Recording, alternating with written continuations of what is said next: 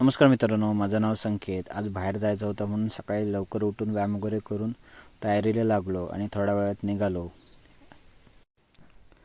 बाहेरून आल्यावर 2 मिनटं दादाच्या इथं बसलो आणि दादा बोलला, बघ माझ्या इथे चिमणीने दरवाजाच्या वरती घरटा बांधला आहे.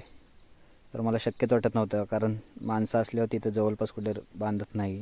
तर खरंच त्याच्या इथे बांधला होता. 5 फुटाच्या पपईवर फुलं लागले. नंतर माझ्या मित्राच्या इथे त्याचं घर बांधते तिथे गेलो, कारण खूप दिवस गेलो नव्हतो. माझ्या घराच्या खालच्या बाजूला एक छोटीशी नदी आहे, तिच्यावर आम्ही लहानपणी पोहायला शिकलो आणि आत्तासुद्धा त्या नदीला खूप असं पाणी आहे, कारण यावर्षी पाऊस चांगला लागला आहे.